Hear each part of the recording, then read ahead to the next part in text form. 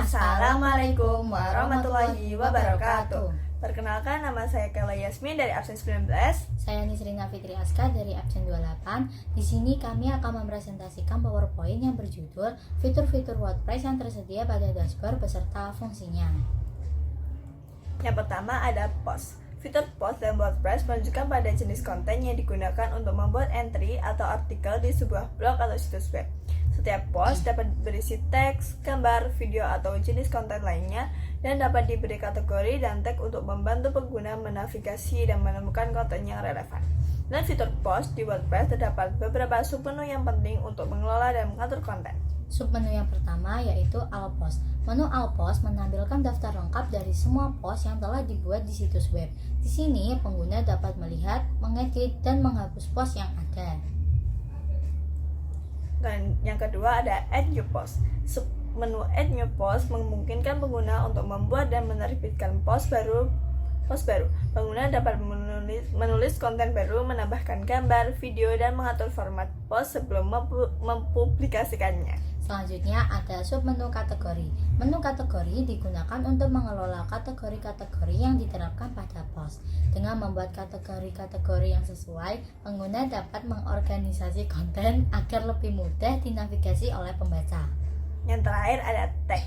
Submenu tag memungkinkan pengguna untuk menambah tag-tag ke post mereka. Tag-tag ini adalah kata kunci yang berkaitan dengan topik atau tema dari post dan membantu dalam meningkatkan visibilitas konten di mesin pencari dan navigasi situs. Fitur WordPress yang selanjutnya adalah media. Fitur media adalah alat yang digunakan untuk mengelola dan menyimpan semua file multimedia yang digunakan dalam konten situs web. Ini termasuk gambar, video, file audio, serta file lainnya yang diunggah oleh pengguna.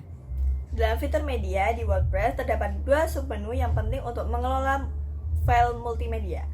Yang pertama ada library. Submenu library menampilkan daftar semua file multimedia yang telah diunggah ke situs web. Di menu library, pengguna dapat melihat gambar, video, dan file multimedia lainnya yang telah disimpan. Mereka juga dapat mengedit informasi file, mengatur ke dalam folder, dan menggunakan file tersebut dalam konten situs web. Submenu media file yang selanjutnya adalah Add New Media File, memungkinkan pengguna untuk mengunggah file multimedia baru ke dalam situs web. Pengguna dapat memilih file dari komputer mereka dan mengunggahnya ke server situs web untuk digunakan dalam konten. Setelah diunggah, file multimedia ini akan ditambahkan ke dalam library untuk pengelolaan lebih lanjut. Yang ketiga ada Packs. Packs merupakan fitur yang digunakan untuk membuat sebuah halaman mirip dengan post. Hanya saja postingan yang dibuat dengan Packs biasanya bersifat statis atau jarang diubah. Terdapat dua submenu yang penting untuk mengolah halaman-halaman situs web, yaitu All Packs. Submenu All Packs menampilkan daftar lengkap dari semua halaman yang telah dibuat di situs web.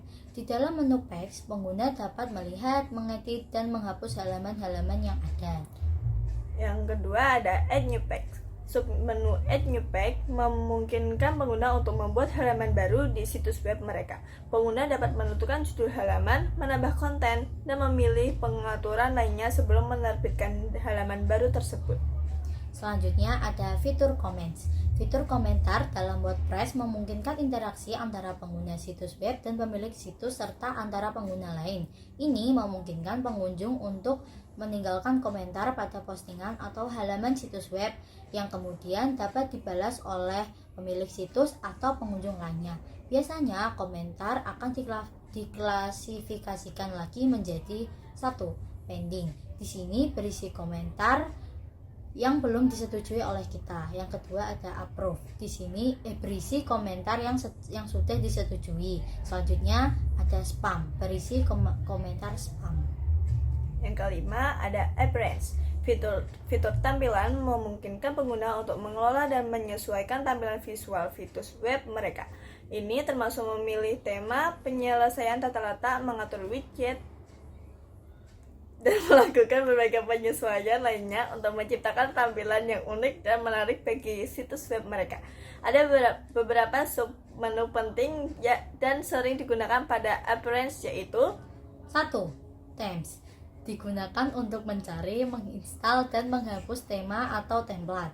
Yang kedua ada customize, digunakan untuk mengedit tampilan website seperti nama situs, tagline, icon, dan lainnya. Yang ketiga ada widgets, digunakan untuk menambahkan widgets pada sidebar, header, ataupun footer. Yang keempat ada menu, digunakan untuk membuat, mengedit, dan menghapus menu pada website. Yang keenam ada plugins. Plugin merupakan software tambahan pada WordPress untuk memunculkan fitur-fitur yang belum disediakan oleh WordPress. Contoh, kita ingin menampilkan fitur chat pada website, maka kita harus menginstal plugin live chat.